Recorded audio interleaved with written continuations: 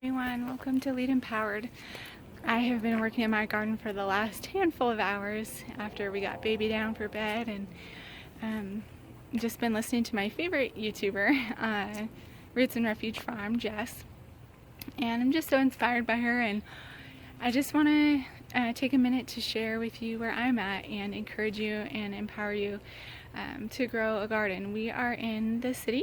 We are on 0.12 of an acre, and I am sometimes discouraged by how much we're not doing, and then I can even go to people's houses that have significantly more property than we do, multiple acres, and see that we're actually doing more than a lot of people with a lot of land. And so to be encouraged that you don't need a lot of land, you just need to start somewhere. And honestly, I feel like I will know so much more by the time we do have land, that we will be doing better with what we have. I tell my husband this with, our goal is at least 5 acres, and when I have more land, I won't spread out what I'm already doing. I'll just know how to maximize even better what I am doing. So I'll be able to grow even more.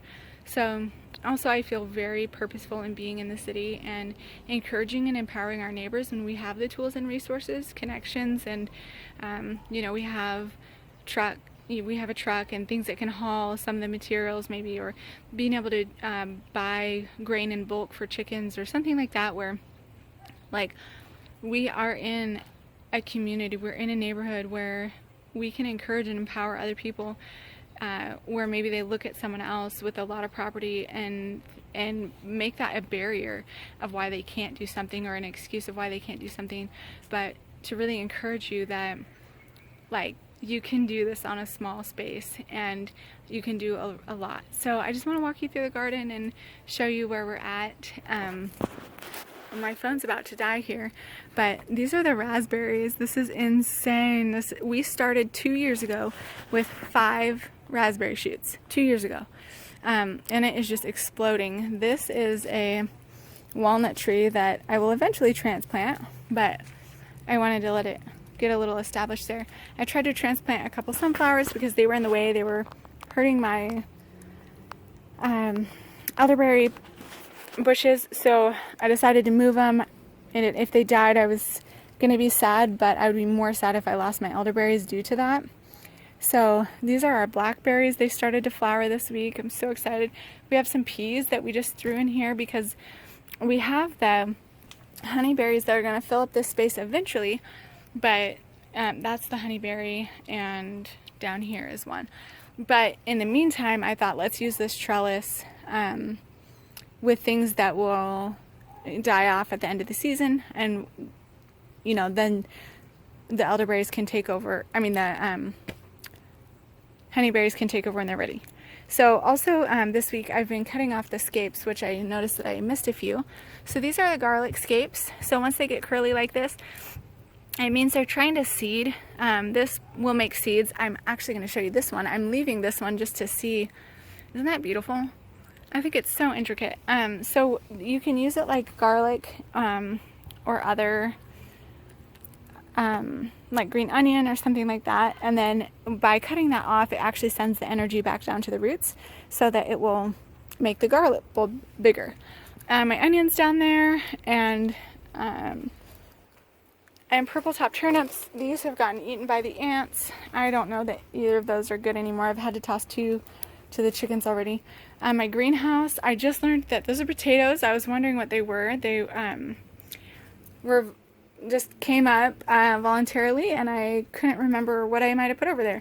So we have some tomato plants doing really good in here. We're getting some babies I'm so excited about. These are pepper plants, and they're thriving in here. Look at all those flowers on there. This is amazing. Hi, Pete. I noticed tonight that my first melon plant came up, so I think that's going to be watermelon. Yeah, and I got a lot of weeds in there, so this is the life. This is, oh shoot, I'm totally going to forget the name now. Oh shoot, but the pods are ready. I'm going to collect those seeds. Arugula. Our pumpkin plants are doing great. We've gotten our first flowers here for our marigolds, and I'm so excited. All these yellow popping up. You can see that one trying to pop up. Our pumpkins are vining. All the ones in the center, I also see my first pumpkin flower, which I'm so excited about. And all the ones in the middle here are volunteer. Like, I did not plant anything in the middle. The only intentional seeds I planted were on the outsides of these trellises.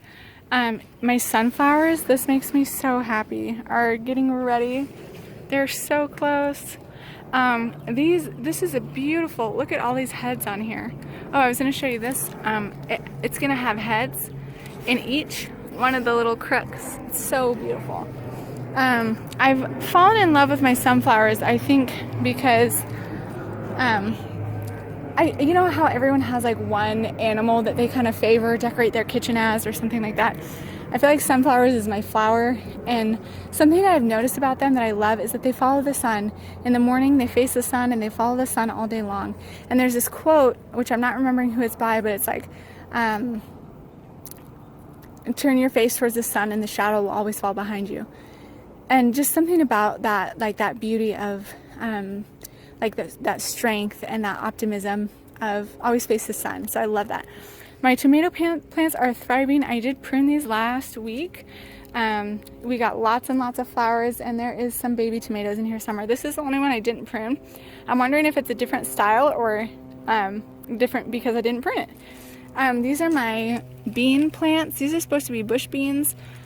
This one looks pretty viney to me. We're gonna see what happens. This is another bean. And then this is all supposed to be dill, some other herbs in there. We're just gonna see. This is the basil, it's already shooting. I know you're supposed to pop off those seeds to help it keep growing. Honestly, I don't know what kind of flowers these are. I did intentionally plant those flowers, but they're getting way bigger than I thought they were going to. This is my harvest from today. I'm not quite done.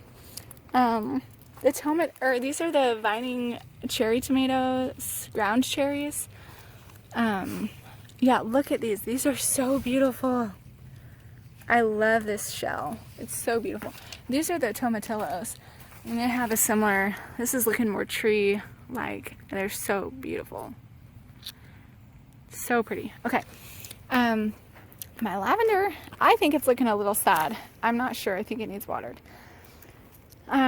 Celery, a lot of the celery is doing good. I am super disappointed and a little frustrated with my drip hoses. I don't feel like they are adequately watering. I haven't been a super faithful waterer either. So, multiple factors. Yeah, these tomato plants I did prune, but I think my trellis is too far from the ground, and so they were just reaching so far. So to reach them up, I broke off some of the branches, and I'm a little sad. So these ones are kind of just doing their thing, a little closer to the ground than I wanted.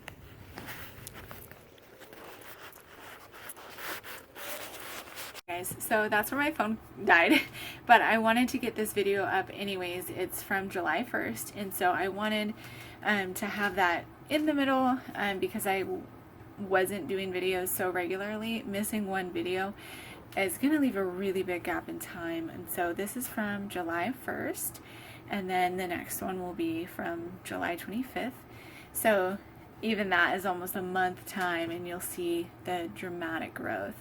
So I didn't want to leave that one out just because I didn't post it in time, because I do still want you to be able to see how crazy things are growing and how quickly things are growing. So be empowered and grow food. See you next time.